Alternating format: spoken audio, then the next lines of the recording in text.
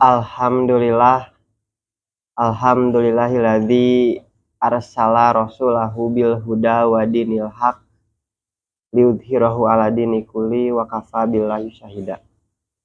Asyhadu alla ilaha illallah wa asyhadu anna Muhammadan abduhu wa rasuluhu alladzi la nabiyya ba'da amma ba'du. Alhamdulillah rekan-rekan mubalik dan juga para asatid.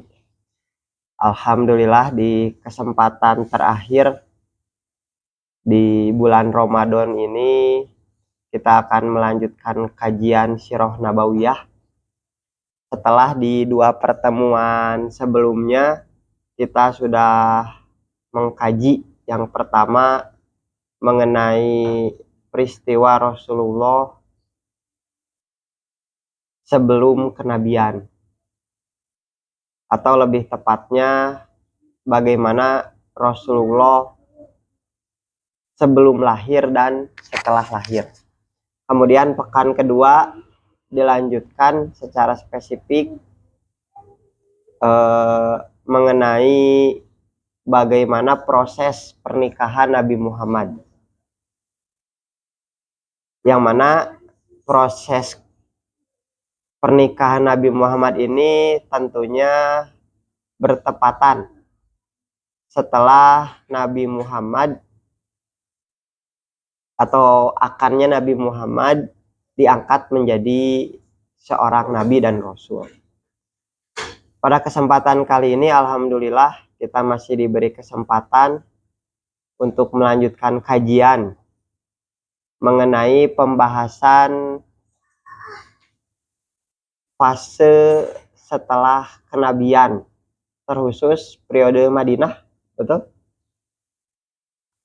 Khususnya peristiwa-peristiwa penting pada saat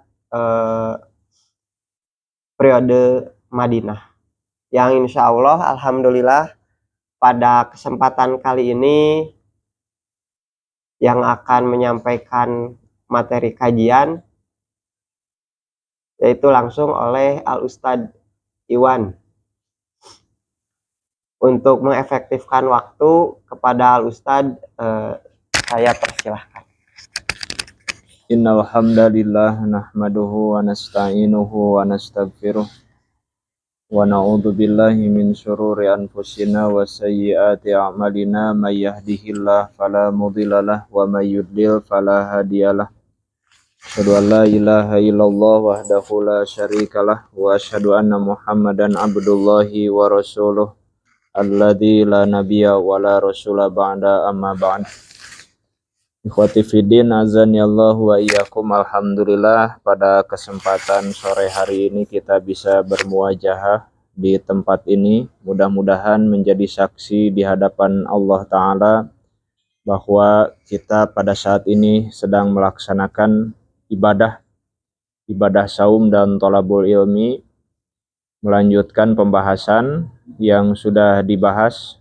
Da judul nage ngaganjel gitunya Ustaz Saleh. Ari ngaganjel mah moal leuwih gede tibatan anu diganjelna. Padahal ari emutan simkuring teh masih keneh di periode Makkah gitunya, margi kamari teh nembe dugi kana nikah sareng Siti Khadijah gitu tah. Sehingga dina saat ayeuna nya neraskeun nu kamari panginten. Sabadana nikah sareng Siti Khadijah radhiyallahu anha dina yuswa 25 tahun, berarti aya jeda sampai ke diutus jadi nabi sareng rasul teh berarti 15 tahun. Upami dijelaskeun 15 tahun ku waktu ngan sajam tangtos moal cekapnya 15 tahun. Langsung kana mab'asuhu, diutusna Nabi sallallahu alaihi wasallam.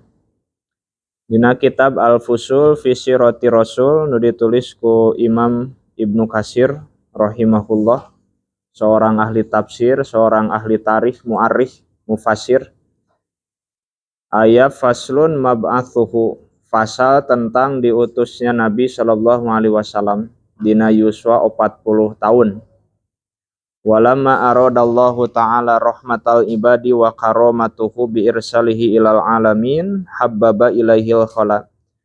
Tatkala Allah Subhanahu wa taala berkehendak memberikan kasih sayangnya kepada hamba-hambanya, Allah Subhanahu wa taala mengutus beliau Rasul sallallahu alaihi wasallam ilal alamina, ke alam dunia. Dina waktu harita, dina kaayaan masa-masa jahiliyah, dina hiji riwayat diuningakeun nadhara fihillah, Allah ninggal ke alam dunia teh, di alam dunia kabehanana geus berhak layak mendapatkan azab dari Allah Subhanahu wa taala. Di belah wetana tempat kaluarna panon poe, belah kulona tempat surupna panon poe, semua manusia itu sudah dalam keadaan layak untuk mendapatkan azab dari Allah Subhanahu wa taala. Disebut jahiliyah teh. Dina kaayaan siga kitu, maka Allah Subhanahu wa taala mengutus seorang nabi dan rasul yang merupakan nabi rasul yang terakhir, Khatamul Anbiya wal Mursalin. Kata Imam Ibnu Katsir rahimahullah, habbaba ilaihil khala. Beliau senang al-khala, menyendiri, kholwat. Fakana yatahannatsu, dan beliau itu bertahanus.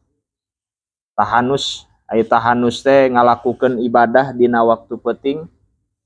Bertahanus bigori hiroin, di guha Hiro, anu jarak di Mekah kediaman Nabi Shallallahu alaihi wasallam ke gua Hiro nu aya di Jabal Nur, itu kurang lebih 5 km dari Mekah ke arah utara.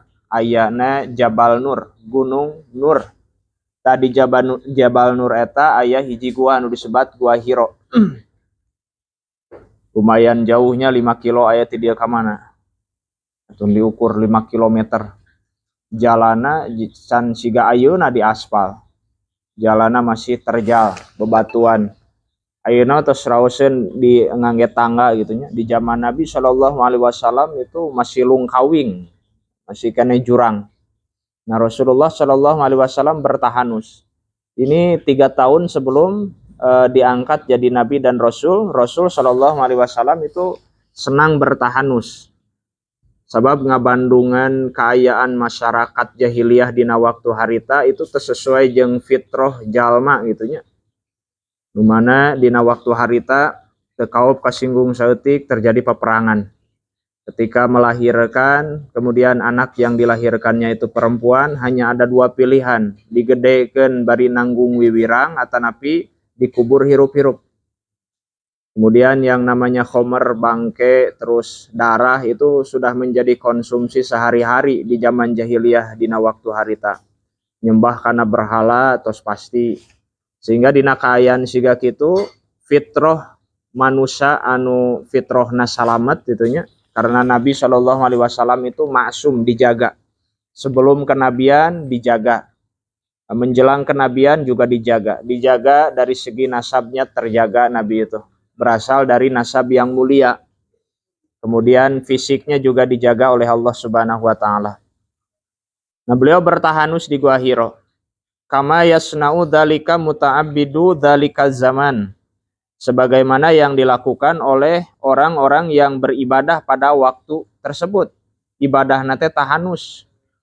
Tapi ulah diturutan ku urangnya. Neangan wahyu wangsit misalkan datang ke Cibakung, ke Gunung Hawu, ke guhana asup ka jero ngadaguan wahyu turun itunya rek tahanus ulah. Ulah diturutan. Ieu mah syariat sateu acan diutus jadi nabi dan rasul. Nah, ketika di Gua Hiro itu lumayan jauh 5 km, Rasul membawa perbekalan. Ketika sudah habis perbekalan pulang membawa lagi bekal. Nah, dina hiji waktu fafaja'ahul haqqu wa huwa bigori hiroin fi Ramadan. Pada bulan Ramadan. Nah, ieu mangrupikeun bulan anu istimewanya. Keistimewaan Ramadan. Ramadan hiji-hijina bulan anu disebutkeun ngaranna dina Al-Qur'an. Duka bulan sejen aya teu misalkan Muharram, Safar, Zulqa'dah, Zulhijjah sapangemut sim kuring mung hungkul Ramadan anu disebutkan dina Al-Qur'an. Nah, Allah Subhanahu wa taala menurunkan Al-Qur'an juga pada bulan Ramadan. Bahkan kitab-kitab samawi yang lain juga diturunkan pada bulan Ramadan. Sebagaimana dalam sebuah hadis dari Wasilah bin Al-Asqa, Rasul bersabda, "Unzilat suhufu Ibrahim fi awwali lailatin min Ramadan." Suhuf Nabi Ibrahim itu diturunkan pada malam pertama Ramadan. Taurah pada malam ke-6, Injil pada malam ke-13. Zabur dalam riwayat lain pada malam ke-18, Al-Quran, Al-Furqan pada malam ke-24 Ramadan. Tapi ayeuna diperingati teh tanggal 17-nya. Nah, dina hadis eta mah 24 Ramadan.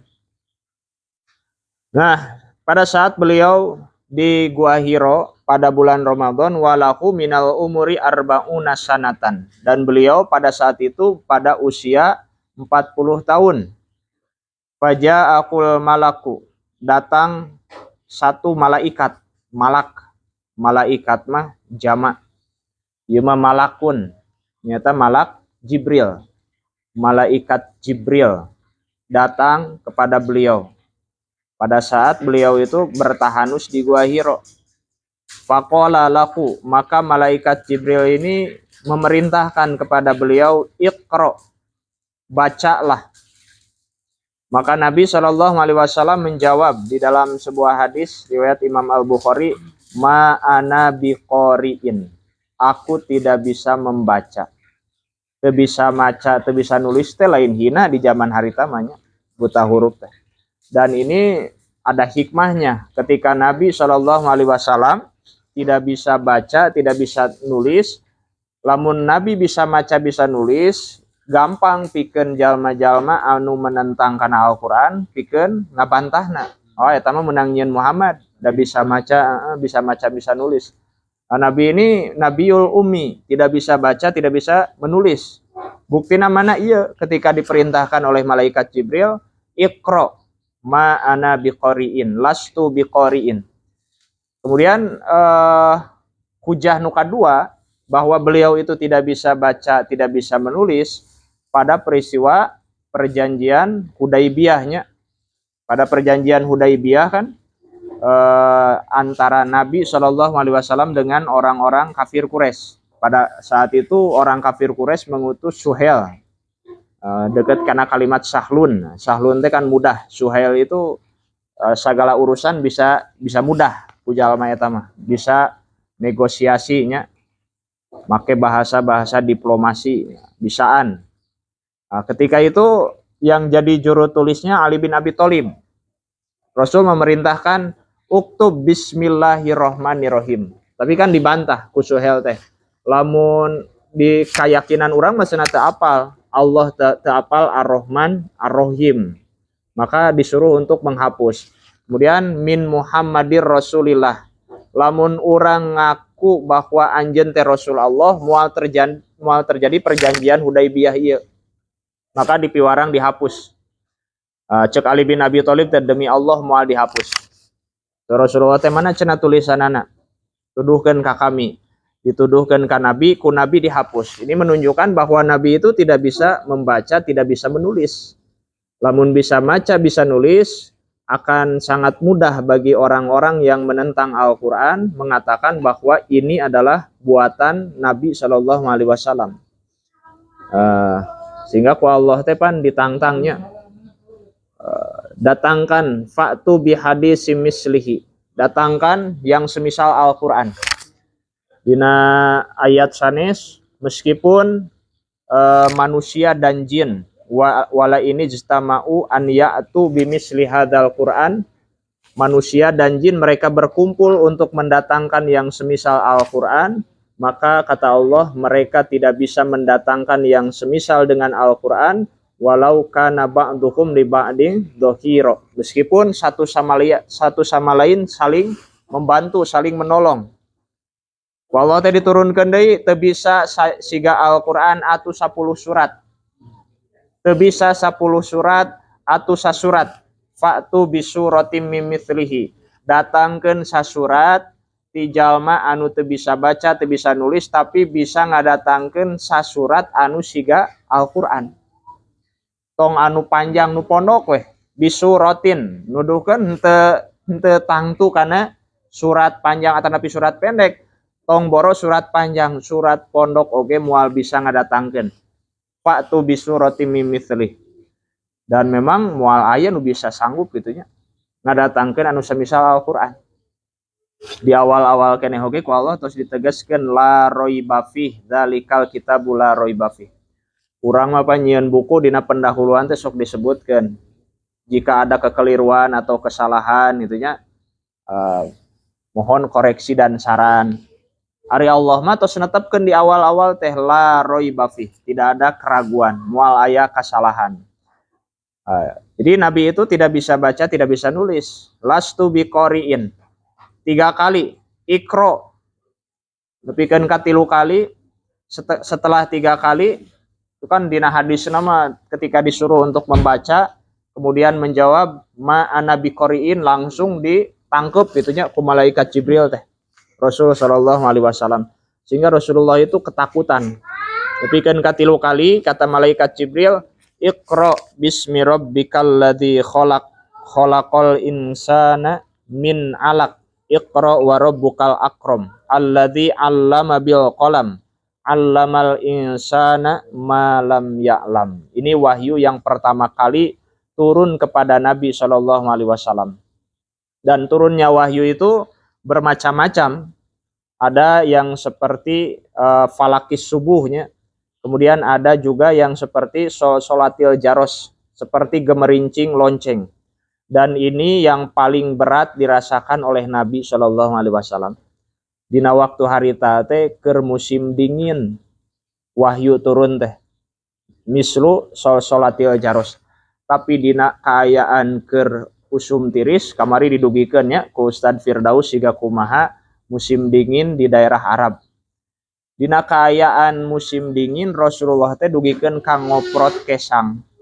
Eta teh keur kaayaan tiris. Tapi ngoprot kesang. Saking beratna turun wahyu yang menyerupai atau seperti solatil jaros, gemerincing lonceng. Rasulullah sedang berada di kendaraannya nepikeun ka eta kendaraan teh teu kuat gitu nya, nepikeun ka ngadeprek. Beratna nampi wahyu ti Allah Subhanahu wa taala. Nah setelah itu faroja'a biha Rasulullah sallallahu alaihi wasallam tarjufu bawadiruhu. Rasul sallallahu alaihi wasallam beliau pulang dalam keadaan tarjufu bawadiruhu. Gemetar bawadiruhu. Muncak urang mah naon merinding bulu kunduk naon. Disebutna teh bergetar gitu nya. Naon bahasa Sundana bulu punduk teh. Muringkak bulu punduk eta hararese. Rinding bulu punduk kok. Muringkak bulu punduk cek bahasa Jerman. Pulang fa akhbaro bidzalika Khadijah. Kemudian beliau mengabarkan kepada Siti Khadijah radhiyallahu taala anha mengenai hal tersebut. Nabi mengatakan qad khasyitu ala akli. Aku takut terhadap akalku, aku takut terhadap diriku sendiri. Diwartoskeun siga kitu. Kemudian Siti Khadijah yang merupakan istri solehahnya luar biasa. Siti Khadijah ini meneguhkan Nabi Shallallahu Alaihi Wasallam. Absyir, berbahagialah engkau. Kalla, tidak demikian. Wallah la yukhzikallahu abadan. Allah tidak akan membuatmu sedih selamanya. Karena engkau menyambungkan tali silaturahim, engkau berkata perkataan yang jujur, engkau selalu membantu orang yang kesusahan. Ya istri anu solehah. Teuing lamun ninggang ka pamajikan urang mah meureunanya, kena naonan atuh indit ka gua Hirosaga. Oh gawe. Rek naon ka kantor PC peuting-peuting. Atuh pasaran di sada itunya jadi sieun. Tapi luar biasa ia istri anu solehah diteguhkan Nabi Shallallahu Alaihi Wasallam. Nah kemudian setelah itu wahyu itu tidak turun. ada masa fatroh tertunda didinya teh. Dina ieu kitab disebutkan kirang langkung wahyu itu tertahan tidak turun lagi kepada Nabi Shallallahu Alaihi Wasallam selama kurang lebih 2 tahun. Tapi ada pendapat lain yang menyebutkan bahwa tidak selama itu gitunya fatrohna wahyu ka Nabi Shallallahu Alaihi Wasallam. Ada jeda kepada Nabi teh henteu salami eta, hanya beberapa hari saja. Nah tujuanana fatroh atau ada jeda dari wahyu yang pertama kepada wahyu yang kedua ini supaya apa? Supaya Nabi Shallallahu Alaihi Wasallam menyiapkan diri untuk menerima wahyu yang berikutnya, kemudian supaya Nabi Shallallahu Alaihi Wasallam merasa rindu, sabab nikmat gitunya meskipun di awal nama muringkak bulu punduk berat kacida, tapi ada rasa rindu untuk menerima wahyu kembali. Nah setelah itu malaikat Jibril ini menemui Nabi Shallallahu Alaihi Wasallam. Hari tadi di Gua Hiro, sekarang malaikat Jibril itu dalam keadaan wujud aslinya. Nah, Rasulullah pernah melihat malaikat Jibril dalam keadaan wujud aslinya, nepikeun ka ufuk barat dan ufuk timur itu tertutupi oleh sayapnya. Cenah 700 sayap malaikat Jibril, dan malaikat itu memiliki sayap. Tapi tong dibayangkan siga jangjang japati itunya, walau alam sayapnya seperti apa. Hanya yang pasti di dalam Al-Quran, di dalam hadis, malaikat itu memiliki sayap, ngabogaan jangjang. Nah setelah itu kemudian turunlah wahyu yang kedua. Yang pertama surah Al-Alaq ayat 1-5 ini menjadikan dalil bahwa beliau itu sebagai nabi. Kemudian turun surat berikutnya yaitu surah Al-Mudassir. Ketika Rasulullah Shallallahu Alaihi Wasallam menerima wahyu tersebut, Rasulullah memerintahkan kepada Siti Khadijah, zammiluni, selimutilah aku. Kemudian turun ayat Al-Quran, ya ayyuhal mudaththir, wahai yang berselimut, kum fa'anzir, berdirilah dan berilah peringatan, wa rabbaka fakabbir, dan agungkanlah Tuhanmu, wa thiyabaka fatahhir, dan sucikanlah pakaianmu. Nah, ku dalil ieu diparentahkeun pikeun dakwah. Nah, Nabi Shallallahu Alaihi Wasallam diperintahkan untuk berdakwah, memberikan peringatan, kum fa'anzir. Tapi dakwah yang pertama kali itu tidak langsung terang-terangannya, tapi dakwah secara sembunyi-sembunyi, kurang lebih 2 tahunannya bersembunyi. Yang pertama kali didakwahi tentu Siti Khadijah radhiyallahu anha. Jadi tadi aya episode anu kalangkung gitunya. Ketika Nabi pulang setelah menerima wahyu, kemudian Siti Khadijah itu menemui Warokoh bin Naufal. Warokoh bin Naufal ini orang yang tidak bisa melihat tapi bisa nulis kitab Injil, disalin karena bahasa Arab. Dan Warokoh bin Naufal ini anu nyepeng page karena ajaran Nasrani anu murni. Karena pada saat itu sudah tercampur gitunya. Ajaran Nabi Ibrahim alaihissalam juga sudah tercampur. Sehingga di zaman jahiliyah itu ada orang-orang yang mereka itu secara fitrahna, naluri kemanusiaanana tergerak gitunya pikeun mikir piraku ieu agama siga kieu, kebiasaan siga kieu, nyembah berhala. Akhirnya ada orang-orang yang mereka itu menggunakan akalnya, mencari aya nu neangan ka negeri Syam, mencari hakikat agama yang benar teh nu mana. Panggih jeung Yahudi, ceuk Yahudi teh agama nu bener teh Yahudi dijelaskeun siga kieu. Tertarik untuk masuk agama Yahudi. Simkuring hilap desa naminanya. Hanya yang pasti dia itu ku Nabi Shallallahu Alaihi Wasallam katinggal dina mimpina itu dalam keadaan menggunakan pakaian yang putih. Jadi sebelum Rasulullah diutus, dia itu sudah memegang teguh ajaran Nabi Ibrahim alaihissalam.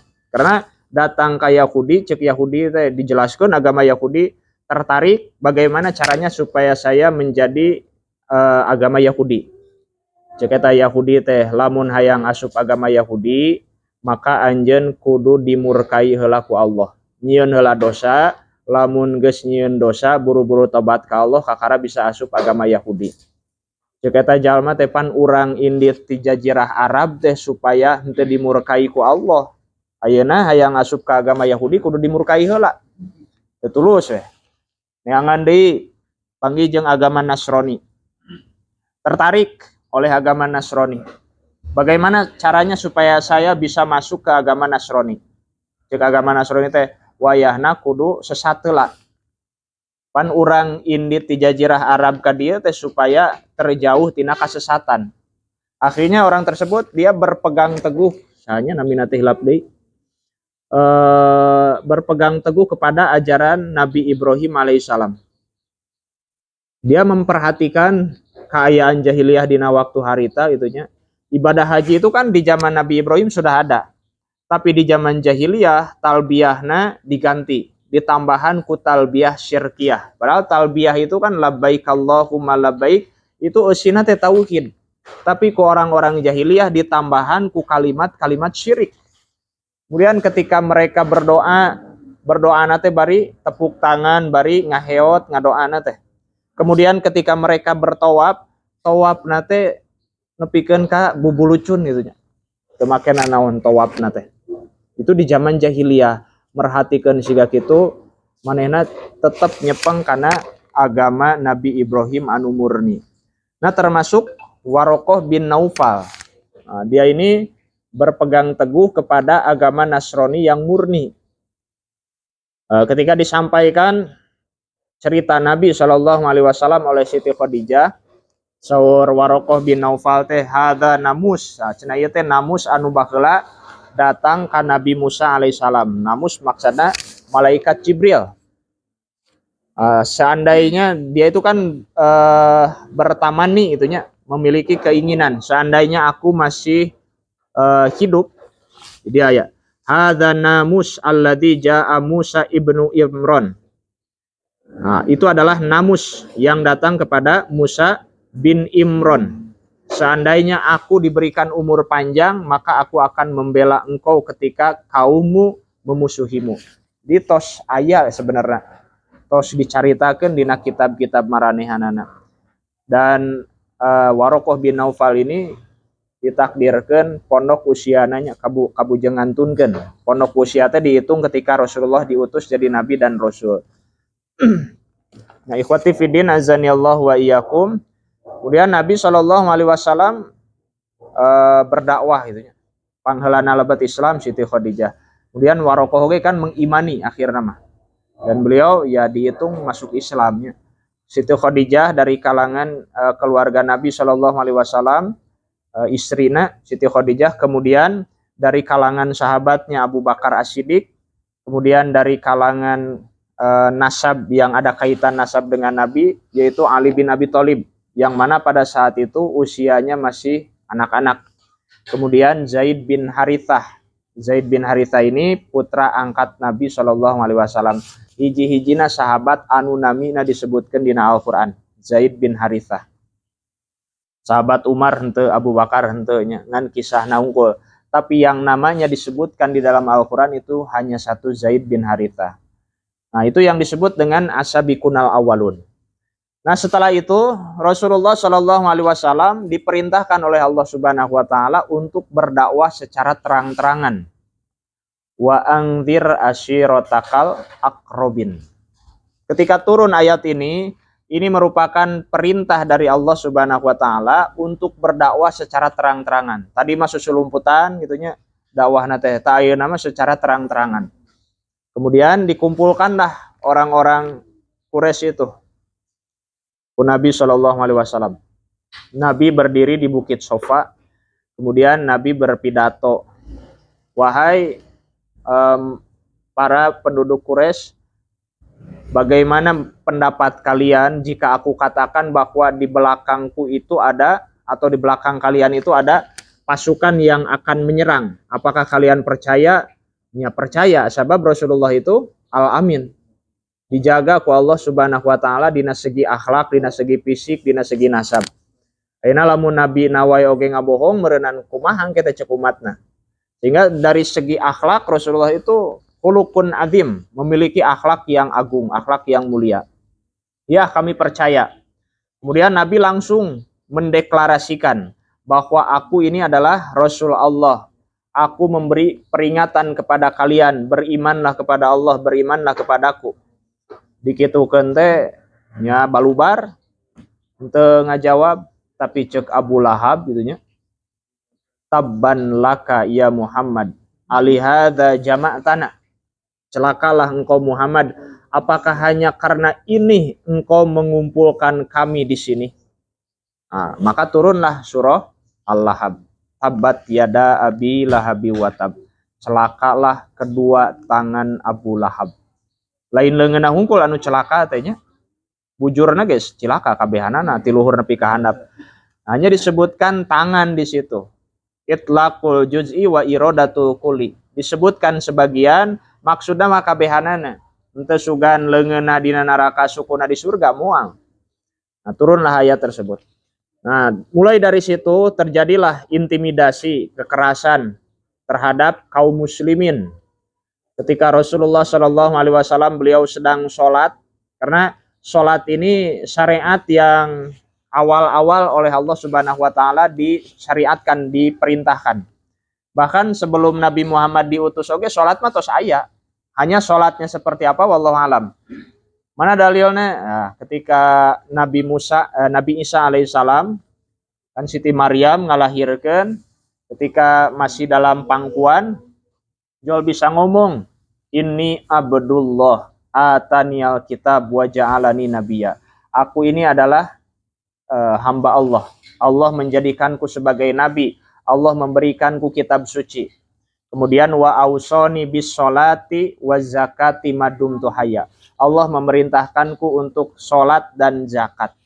Di zaman Nabi Isa tos aya. Di zaman umat-umat terdahulu sholat itu sudah ada. Nah, di zaman Nabi Muhammad SAW pada tahun kedua setelah diutus jadi nabi, sholat ini disyariatkan oleh Allah Subhanahu Wa Taala. Ketika Nabi sedang sholat di hadapan Ka'bah, ku Abu Jahal teh di awuran kotoran onta gitu. Nabi Shallallahu Alaihi Wasallam. Para sahabat yang lain juga diintimidasi, disiksa. Nah, terutama sahabat-sahabat yang lemah gitunya, dina segi nasab, sahabat-sahabat yang mereka itu hamba sahaya. Ada yang pertama kali syahid di dalam Islam itu seorang perempuan, yaitu Sumayyah, keluarga Yasirnya. Yasir, Sumayyah itu mati dalam keadaan syahid. Ditombak laranganana itu. Kemaluanana ditombak eta Sumayyah teh. Kemudian Yasirna, Ammar bin Yasirna murang kalina dipaksa untuk mengucapkan kalimat kufur, dipaksa untuk menghina Nabi Shallallahu Alaihi Wasallam. Akhirnya dia mengucapkan ucapan-ucapan yang mengarah kepada kufur, sehingga nangis menemui Nabi Shallallahu Alaihi Wasallam. Aku telah mengucapkan kalimat kufur. Maka turun ayat Al-Quran kayaknya. Orang yang dipaksa, sedangkan hatinya itu tetap dalam keadaan keimanan. Dia jadi dalil bahwa dina kaayaan terpaksa itu dihampura ku Allah Subhanahu Wa Taala. Kemudian sahabat Bilal bin Rabah itu ya. Sehingga ayah sahabat nepikeun ka teu kuat datang ke Nabi Shallallahu Alaihi Wasallam. Rasul cenah ieu teh geus disiksa, geus digebugan ku orang-orang kafir Quraisy. Datang kepada Nabi Shallallahu Alaihi Wasallam, ala tansuru lana, Rasul, kenapa engkau tidak menolong kami? Kenapa tidak berdoa kepada Allah supaya Allah memberikan bantuan? Maka saur Nabi Shallallahu Alaihi Wasallam, baheula mah umat-umat terdahulu mempertahankan keimanan sampai ada yang diragaji gitunya, dari kepala nepikeun kasapat jadi dua diragaji. Tapi mereka sedikit pun tidak goyah keimanannya. Ada orang yang disisir ku sisir besi nepikeun ka daging jeung tulang teh papisah. Ada orang yang dikubur hidup-hidup. Ada orang yang diikat kaki dan tangannya kemudian ditarik oleh kuda ke arah yang berlainan, nepikeun ka jadi opat. Tapi sedikit pun tidak membuat keimanan mereka goyah. Saeutik oge henteu sugan keluar mengeluh ke Allah Subhanahu wa taala. Tapi kalian adalah kaum yang terburu-buru, kata Nabi Shallallahu alaihi wasallam. Lamun ngabandungan kana hal eta atuh komo deui urang gitu nya. Diparentahkeun pikeun salat wae hararese, diparentahkeun pikeun ibadah loba alasan. Orang-orang terdahulu disiksa, diintimidasi nepikeun ka siga kitu. Kata Nabi, nepikeun ka ayat-ayat Al-Qur'an, Allah taala berfirman, am hasibtum ang tadkhulul jannata walamma ya'tikum matsalul ladzina khalau min qablikum. Apakah kalian mengira kalian akan masuk surga sedangkan belum datang kepada kalian ujian yang datang kepada umat-umat sebelum kalian? Diuji ku penyakit, diuji ku tekanan dari musuh. Urang makan ibadah oge tenang tumanina, tapi sakapeung mah sok datang rasa haroream gitu. Nah, terus berlanjut sehingga pada tahun kelima setelah kenabian, kalau tidak salah, Nabi itu memerintahkan kepada para sahabat untuk berhijrah. Hijrah ke Habasyah, Ethiopia. Kata Nabi, karena di sana ada seorang raja yang tidak akan mendolimi siapapun. Nyata gelar nate Najasyi. Jadi Najasyi itu bukan nama, tapi gelar. Lamun di urang mah presiden. Seperti Fir'aun, itu bukan nama, tapi itu gelar pemimpin di kalangan orang Mesir kuno, orang Kipti pada saat itu. Nah, di Habasyah, lumayan jaraknya di Mekah ke Habasyah sabaraha ratus kilometer gitunya, ditempuh. Yang pertama kali hijrah ke sana yaitu Utsman bin Affan bersama istrinya, putri Nabi Shallallahu alaihi wasallam. Hijrah. Setelah beberapa lama di sana, kemudian muncul kabar bahwa di Mekah itu sudah pada masuk Islam di Mekah teh. Karena Nabi Shallallahu alaihi wasallam beliau membaca Al-Qur'an. Ketika Nabi Shallallahu alaihi wasallam membaca Al-Qur'an, itu beliau membaca ayat sajdah yang memerintahkan untuk sujud tilawah. Kataji orang-orang kafir Quraisy sehingga mereka itu berkumpul ngadengikeun Rasulullah membaca Al-Qur'an. Tertarik oleh bacaan Al-Qur'an Nabi Shallallahu alaihi wasallam. Ketika Nabi membacakan ayat sajdah, Nabi itu sujud, refleks orang-orang kafir Quraisy itu mereka sujud. Saking ku teu daekna narima Islam nepikeun ka sujud dage nukangan Ka'bah. Nah, melihat kejadian seperti itu, maka menyebar berita bahwa di Mekah itu sudah banyak yang masuk Islam. Padahal beritanya itu valid gitunya. Nah, sehingga yang dari Habasyah ini pulang lagi ke Mekah.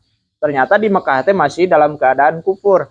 Maka terjadilah hijrah yang kedua kali dari Mekah ke Habasyah. Tapi Nabi masih tetap di Mekah. Untuk ngiringan hijrah Nabi SAW. Nah, kemudian di periode Makkah ini juga itu terjadi yang dinamakan dengan pemboikotannya, diboikot di lembah Abi Tholib, yang mana pada saat itu keluarga Nabi baik yang masuk Islam atau tidak itu diboikot selama 2 tahun lamanya. 2 tahun, temenang transaksi, temenang menikahkan dengan kabilah atau suku Nabi Muhammad Shallallahu alaihi wasallam dan orang-orang Islam. Nah, pada saat itu dalam keadaan sengsara itunya umat Islam dan keluarga Nabi yang tidak masuk Islam, oke, masih ada ikatan nasab dengan Nabi tapi tidak masuk Islam, itu diboikot selama 2 tahun, tertulis perjanjian. Tekabayang siga kuma 2 tahun temenang aya akses gitu. Nepikeun ka aya hiji riwayat menyebutkan ketika buang air besar itu warnana teh hejo. Sabab anu dituang teh jujukutan karena tidak boleh adanya transaksi. Tapi lama kelamaan perjanjian itu musnah, akhirnya beres ya. Periode Makkah itu selama 13 tahun. Kemudian akhirnya Rasulullah Shallallahu alaihi wasallam diperintahkan untuk hijrah. Ketika tekanan kaum kafir Quraisy itu sudah menjadi-jadinya, bahkan sudah ada misi untuk membunuh Nabi Shallallahu alaihi wasallam, maka Nabi itu hijrah dari Makkah ke Madinah. Yang menemani Nabi sahabat Abu Bakar As-Siddiq. Nah, ini jadi dalil bahwa nanti jadi isyarat gitunya bahwa nanti setelah Rasulullah meninggal yang menggantikan kepemimpinan itu Abu Bakar As-Siddiq. Karena dari sekian sahabat yang dipilih oleh Nabi untuk melakukan hijrah dari Makkah ke Madinah itu Abu Bakar As-Siddiq. Tos dikepung rumah Nabi teh ke orang-orang kafir Quraisy. Setelah itu Nabi Shallallahu Alaihi Wasallam membacakan surat Yasin teh nya ayatna teh pohodei. Nah, setelah itu mereka tertidur lelap orang-orang kafir Quraisy, maka Nabi keluar menemui sahabat Abu Bakar. Itu langsung di Makkah ke Madinah. Kan lumayan jarak lagi hampir 500 atau ya 700 kilometeran lah ya dari Makkah ke Madinah. Ditempuh ku bus wae ya sekitar 8 jaman. Saya nanti dia ke mana ke Pangandaran berenanya kurang lebih. Ya Rasulullah hijrah. Baheula mah jalana can aspal kan. Can aya bus, can aya kereta cepat baheula mah. Masih ngagunakeun onta dina waktu harita. Di Rasulullah Shallallahu Alaihi Wasallam beliau itu bersama Abu Bakar As-Siddiq masuk dulu ke Gua Thur. Nah, di Gua Thur ini cek Abu Bakar teh, biarkan saya dulu yang masuk terlebih dahulu wahai Rasulullah. Khawatir nanti di dalam itu ada hewan atau aya naun. Cek Abu Bakar teh, ini kecintaan sahabat Abu Bakar kepada Nabi Shallallahu Alaihi Wasallam. Setelah beliau masuk, kemudian dibersihan gitunya ku Abu Bakar teh, aya lubang-lubang ditutupan ku Abu Bakar teh. Ngagunakeun selendangna, ngagunakeun pakaianana. Tapi aya hiji liang anu teu katutupan. Setelah itu masuk, kemudian ditutupan ku panangan Abu Bakar liang anu teu katutupan teh. Efek teh aya nu nyeureud. Teu kuat diseureud ku eta sato. Nepikeun ka ngeclak cisoca Abu Bakar teh. Rasulullah pada saat itu sedang tidur, tapi Abu Bakar ngagorowok sabab khawatir nanti Rasulullah terbangun. Ngan ngecelak di socana kena ka Nabi Shallallahu Alaihi Wasallam, ditanya ku Nabi Shallallahu Alaihi Wasallam ada apa? Dan ku Nabi itu diludahan, diciduhan, harita kene cager gitu, harita kene damang. Ieu barokahna ludah Nabi Shallallahu Alaihi Wasallam. Nuluka oge diciduhan cager gitu. Tapi ulah diturutan ku Ustaz Daaf mah. Beda ciduh.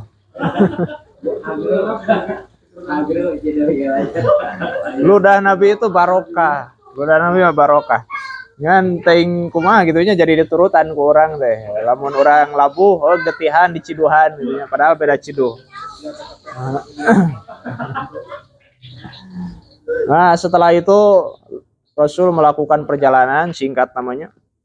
Sampailah Rasul di Madinah yang pertama kali dilakukan oleh Nabi Shallallahu Alaihi Wasallam. Sesampainya di Madinah, itu beliau membangun masjid. Karena masjid itu merupakan pusat peradaban. Lain dengan saukur dijadikan pikeun sholat itunya. Masjid itu dijadikan tempat pikeun diskusi, dijadikan tempat pikeun tolabul ilmi, bahkan melakukan latihan perang itu di masjid. Jadi ente sempit gitunya. Tapi memang aya hal-hal anu dilarang di masjid. Meskipun di dalam hadis disebutkan bahwa masjid didirikan itu hanya untuk sholat dan qiraatul Quran. Tapi buktinya Rasulullah Shallallahu Alaihi Wasallam itu menyaksikan orang-orang Habasyah mereka melakukan latihan perang di jero masjid. Jadi dalil latihan tipan, latihan suku di jero masjid nya teu naon. Asal ulah dangdutan we nya di jero masjid. Lah ngaruksak karpet. Kemudian tidak, yang dilarang di masjid itu kan dilarang melakukan transaksi jual beli. Kemudian dilarang untuk mengumumkan barang yang hilang di jero masjid. Hari itu mah urang maca Quran, tolabul ilmi, kemudian latihan perang, latihan bela diri itu tidak mengapa karena Nabi Shallallahu Alaihi Wasallam juga menyaksikan orang-orang melakukan latihan di jero masjid. Bahkan Rasulullah Shallallahu Alaihi Wasallam mengikat tawanan perang itu di dalam masjid. jadi dalil bahwa orang kafir itu tidak najis. Ku Rasul diikat dina tihang masjid. Nah, yang pertama kali didirikan oleh Nabi Shallallahu Alaihi Wasallam Masjid Kuba ini. Nah, itu kemudian setelah itu yang dilakukan oleh Nabi Shallallahu Alaihi Wasallam adalah muakhot, mempersaudarakan antara muhajirin dan ansor. Karena kan orang-orang ansor ini sudah terlebih dahulu berbeat kepada Nabi Shallallahu Alaihi Wasallam dina bai'ah Aqobah. Terjadi bai'ah Aqobah, bai'ah Aqobah pertama dan bai'ah Aqobah yang kedua. Itu sudah terjadi perjanjian bahwa mereka akan siap membela, membantu Nabi Shallallahu Alaihi Wasallam sampai titik darah penghabisan. Jika ketika Nabi dari Mekah ke Madinah sudah disambut, bikin kaya qosidahna tola al badru alaina teh disambut tola al badru alaina jeung saterusna. Kita saran. Iya, dan memang kondisi masyarakat Madinah itu orang-orangnya lembut gitunya. Beda jeung orang-orang anu di Mekah. Sampai saat ini juga seperti itu kayana teh. Lamun diibaratkeun mah Mekah teh siga di Jakarta, Madinah teh siga Bandung gitulah. Di Bandung mah kan sejuk gitunya. Orang-orangna dareh deh gitu tah. Lebih friendly gitu tanya, lebih ramah. Nah, sampai saat ini juga seperti itu. Nah, Nabi Shallallahu Alaihi Wasallam disambut ketika datang di Madinah. Nah, hijrahna Nabi Shallallahu Alaihi Wasallam maka itulah dijadikan penanggalan tahun dina Islam tanggal 1 Hijriah ketika Nabi Shallallahu Alaihi Wasallam hijrah, dijadikan tahun pertama Nabi hijrah. Setelah itu 2 tahun setelah Nabi sampai di Madinah, maka terjadilah peristiwa yang disebut dengan Perang Badar Kubro. Perang Badar Kubro. Nah, dalam peristiwa Perang Badar ini sebetulnya tidak ada niat untuk berperang Rasulullah Shallallahu Alaihi Wasallam. Hanya ada berita bahwa kafilah dagang yang dipimpin oleh Abu Sufyan yang mereka itu pulang dari negeri Syam itu akan melewati daerah dekat Madinah. Sehingga kata Nabi, orang-orang yang hijrah dari Makkah ke Madinah, para muhajirin, itu kan hartanya banyak di Makkah, tidak dibawa. Dipaksa oleh orang-orang kafir, rek hijrah mah empek tapi harta tong dibawa.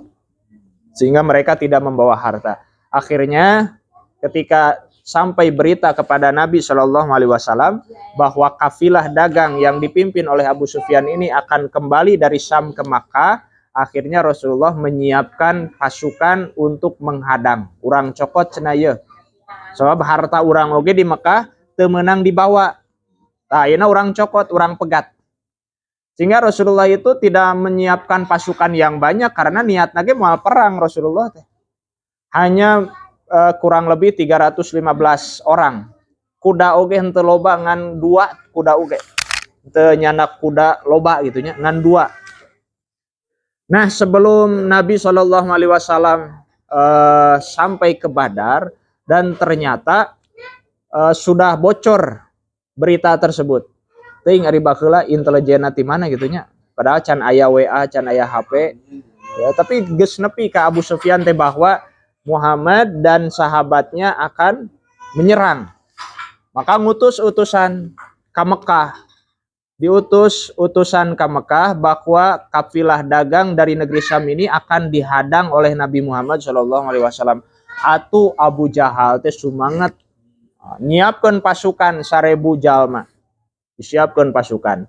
Setelah mendekati Badar sampai kepada Abu Jahal bahwa ternyata kafilah dagang itu sudah selamat ngaliwat jalan anu berbeda. Cek Abu Jahal teh, cenah kagok borontok kapalang belang cenah. Ya urang geus nyiapkeun persiapan, piraku rek balik kitu wae cenah. Geus ateu tanduk teh geuningannya, geus nyerenteng. Kumaha mun aing nyerenteng. Sanu rek nahan. Bae cenah urang datangan we ka Badar cenah. Geus di ditu mah urang mabok cenah, urang pesta di ditu mah. Disitulah terjadi peperangan yang sangat dahsyat. Ini yang disebut dengan Perang Badar Kubro. Tapi meskipun para sahabat itu hanya sedikit, 315 melawan 1000 orang, tapi bisa menang. Di sini menunjukkan bahwa kemenangan itu bukan ditentukan oleh jumlah. Kemenangan itu ketika Allah Subhanahu wa taala sudah turun tangan, najan jumlah naloba moal menang ngalawan waliullah, kekasih Allah Subhanahu wa taala. Umat Islam menang dina waktu harita. Nepikeun ka Abu Jahal oge terbunuh dina peristiwa perang Badar Kubro. Rasulullah itu usianya pada usia sabaraha tahun coba. Periode Makkah 17 tahun. Terus ke Madinah. Sekitar usia 53 tahun. Usia 53 tahun Rasulullah perang pertama kali. Kurang usia 30 tahun geus loba batuknya, geus loba nu karasa. Rasulullah usia 53 tahun itu perang yang pertama kali. Nah, di situ terjadi peperangan, kemudian yang ditawan juga banyak. Hampir 70 orang yang ditawan. Yang mati juga banyak dari pihak orang-orang kafir Quraisy. Nepikeun ka diseret, digusur. Kemudian Nabi SAW bertanya ka kuburan anu geus dikubur teh, apakah kalian mendapatkan apa yang dijanjikan oleh Tuhan kalian? Dan kami, kata Nabi SAW, telah mendapatkan apa yang dijanjikan oleh Rob kami, oleh Allah Subhanahu wa taala itu sudah nyata, sudah kami rasakan. Nah, ikhwati fiddin azani Allah wa iyyakum, orang-orang yang ikut serta dalam peristiwa perang Badar, mereka ini adalah orang-orang yang istimewa. Sehingga Allah memerintahkan, i'malu ma syi'tum qad ghafartu lakum. Beramallah sesuka kalian. Sungguh aku telah mengampuni, memaafkan kesalahan-kesalahan kalian. Dan orang-orang yang tertinggal dari peristiwa perang Badar, mereka tidak dimarahi oleh Nabi SAW. Karena niat bagi lain rek perang, tapi rek menghadang kafilah dagang Abu Sufyan. Abu Sufyan pada saat itu belum masuk Islamnya. Karena Abu Sufyan itu masuk Islam nate engke ketika peristiwa Fathu Makkah. Jadi katungtungnakeun Abu Sufyan mah masuk Islamna. Nah, orang-orang yang ikut serta mengikuti perang Badar, mereka oleh Nabi SAW, oleh Allah diberikan keistimewaan. Sehingga perlu dikaji ulang, perlu dikritisi gitu ya. Ayah sahabat namina teh Sa'alabah naon, yang dia itu dalam keadaan miskin, kemudian dia meminta kepada Nabi SAW agar dia diberikan harta.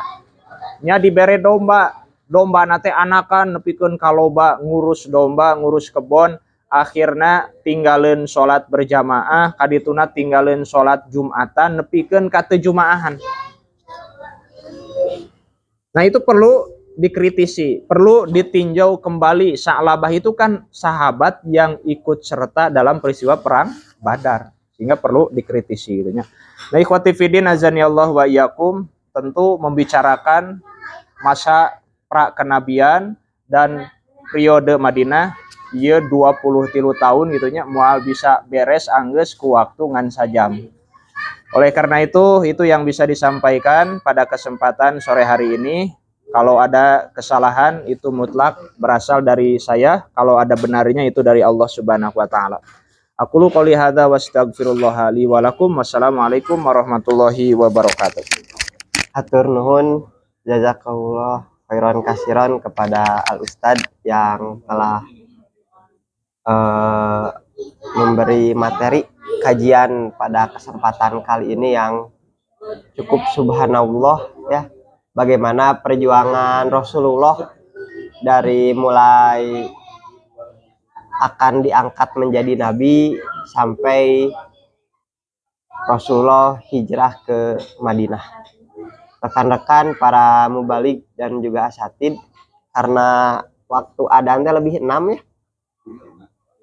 lebih 5, mungkin untuk kesempatan kajian terakhir ini tidak ada pertanyaan ya, dicukupkan saja.